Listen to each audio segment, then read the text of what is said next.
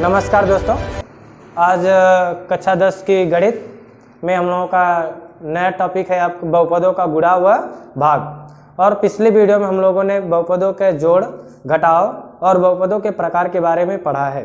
ठीक है, यदि आप अभी भी चैनल पर नए हो तो चैनल को सब्सक्राइब करना न भूलें और वीडियो को लाइक और शेयर कर दीजिएगा। तो आज हम लोग सर्वप्रथम बहुपदों के गुणा हुआ भाग पर चर्चा करते हैं।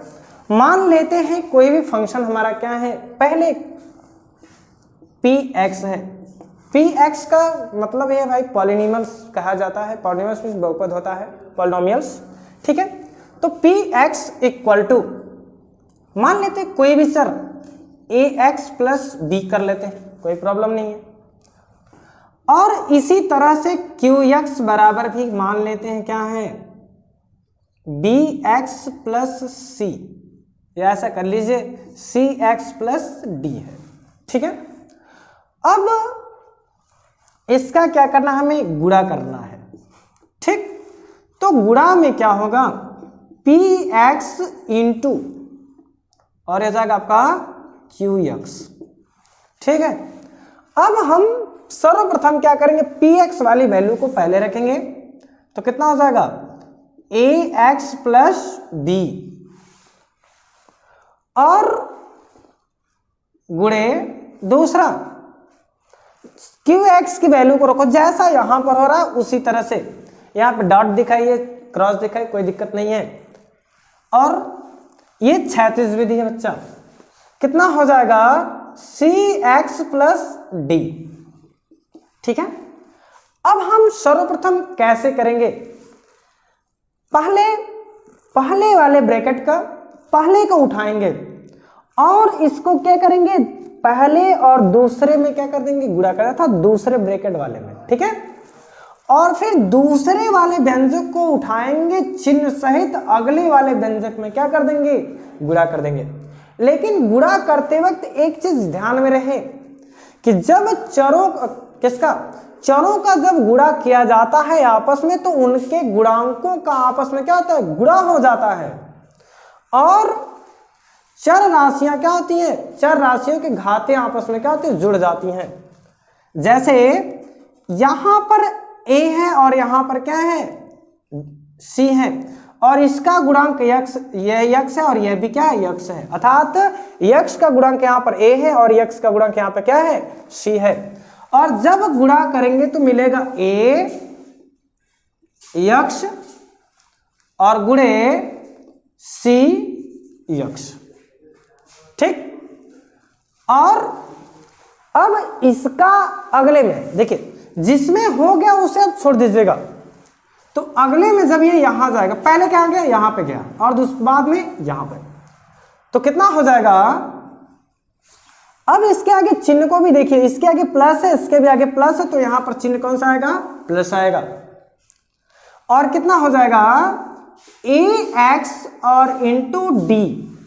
ठीक है, क्योंकि चर राशि में जब चर क्या होंगे, समान होंगे तो उनके घाते आपस में क्या होते, जुड़ जाती हैं। और यदि चर राशियां असमान हो तो उनका आपस में क्या होता है, गुणा हो जाता है। ठीक है, तो ax क्रॉस d हो गया। अब ax की वैल्यू क्या हो गई, मतलब पूरी तरह से गुणा होकर के समाप्त हो गया। अब बारी किसकी आ गई, अब b की बारी आ गई। तो b वाले को दीजिए तो कितना होगा, b के आगे पहले कौन सा साइन है, पॉजिटिव, तो पॉजिटिव साइन लगा लीजिए। अब b का गुणा किसमें होगा, cx में, तो b और गुणे कितना हो जाएगा, c और ये हो गया आपका x। ठीक है, और फिर अब d के साथ, तो b का गुणा d में होगा तो b और ये कितना हो जाएगा, d हो जाएगा। ठीक है, अब देखिए यहां पर भी x है, यहां पर भी x है, तो इनके चरों का, इनके गुणांकों का आपस में क्या हो जाएगा, गुणा हो जाएगा, तो बन जाएगा ac बनेगा। अब यहां पर भी x है, यहां पर भी x है, जब चर समान हो तो हमने कहा क्या हो जाएंगे, घाते आपस में जुड़ जाएंगे, तो कितना हो जाएगा, x स्क्वायर हो जाएगा। ठीक है, आगे प्लस। अब यहां पर क्या होगा, यहां पर देखिए इसके बाद नहीं है तो क्या हो जाएगा यार, तो जाएगा a और ये d हो जाएगा और ये x हो जाएगा। ठीक है, और इसके बाद प्लस, यहाँ पे और कोई हालांकि है नहीं, तो ये कितना हो जाएगा, ये b और ये c और ये इंटू एक्स और ये प्लस कितना हो जाएगा b और ये हो जाएगा आपका d। अब क्या करेंगे,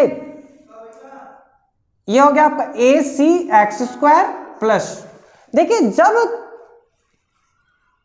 चर समान हो तो हमने कहा जब चर समान हो और तो वो क्या होते हैं, उनके अचरों का आपस में क्या होता है, योग हो जाता है ना।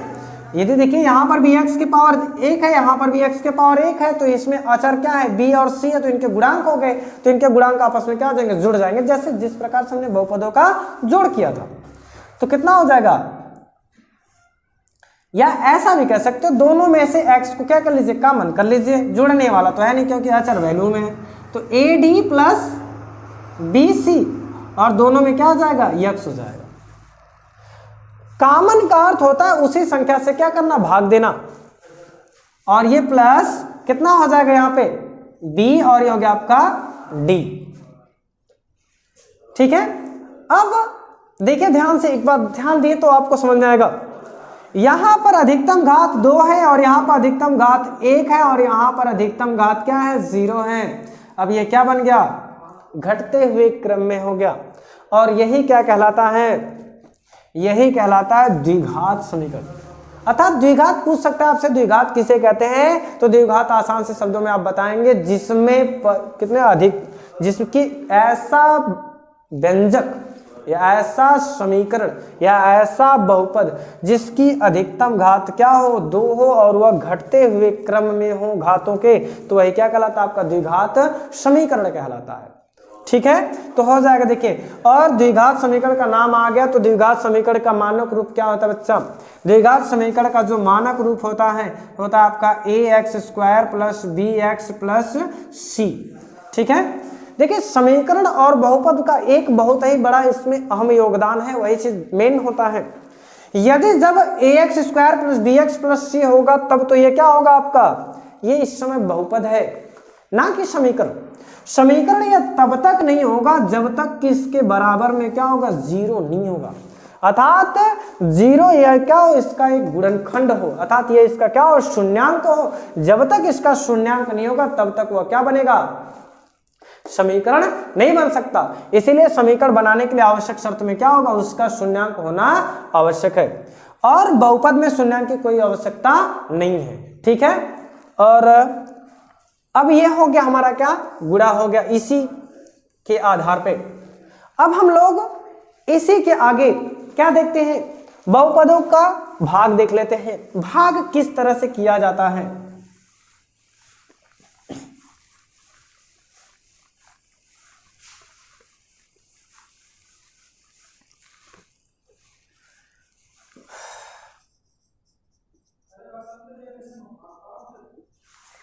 भाग के लिए देखिए, मान लेते हैं कि x प्लस a,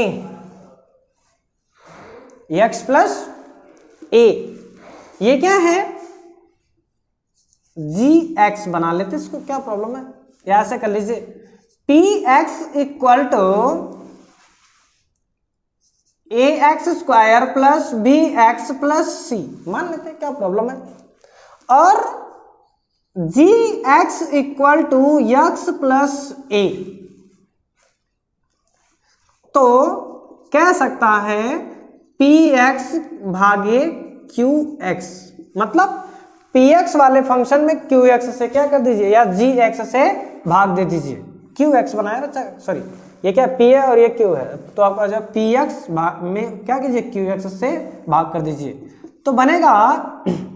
सबसे पहला काम लिखने के लिए क्या करेंगे हम, देखिए भाग कैसे करेंगे, सबसे पहले लाइनिंग खींचेंगे,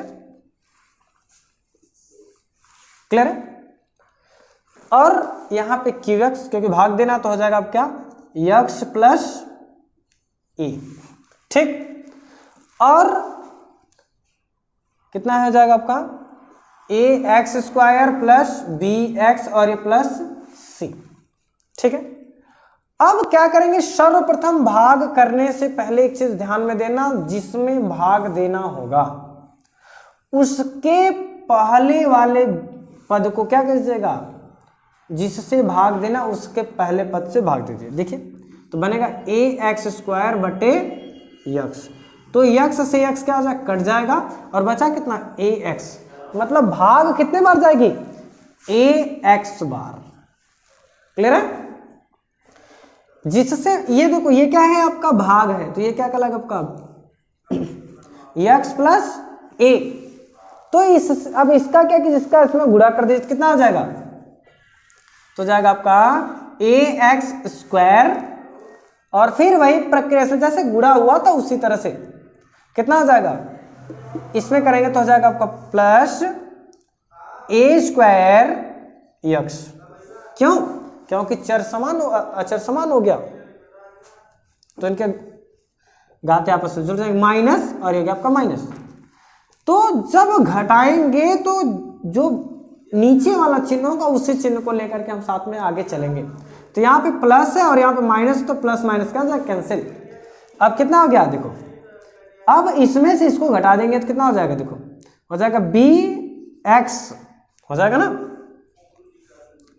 bx और इसके बाद माइनस a² x, ठीक, और plus c।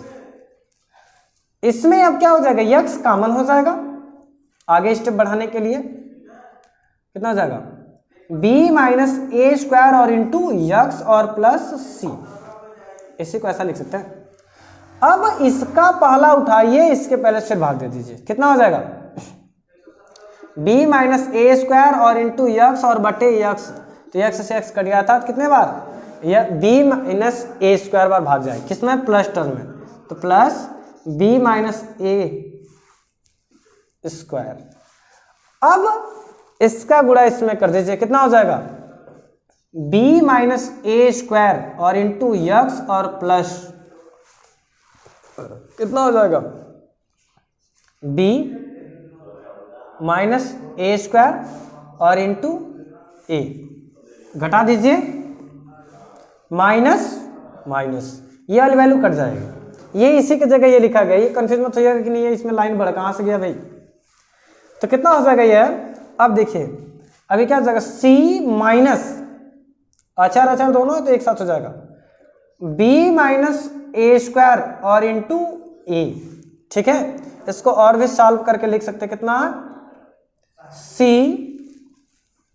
Minus ab minus minus plus a का क्यूब, ठीक है। ये क्या हो गया आपका शेष हो गया, ठीक है, इसको लिख सकते हैं शेषफल, और ये क्या होगा आपका भागफल, ठीक है। ये हो जाएगा आपका भाजक और ये हो जाएगा आपका क्या भाज्य, ठीक है। और हम समझते हैं कि आपको समझ में आ गया होगा, ठीक है। और एक चीज यहीं से तो हो जाएगा आपका क्या, देखिएगा भाजक बराबर भाज्य गुणे भागफल प्लस शेषफल।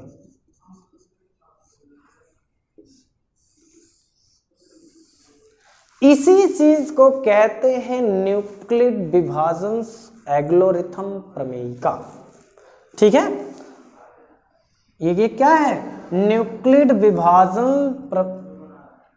विभाजन एल्गोरिथम प्रमेयिका के नाम से इसी को जाना जाता है, ठीक है। और हम समझते होंगे कि आपको समझ में आ गया होगा। यदि किसी प्रकार की समस्या होगी तो उसे कमेंट बॉक्स में जरूर भेजें, ठीक है। और धन्यवाद।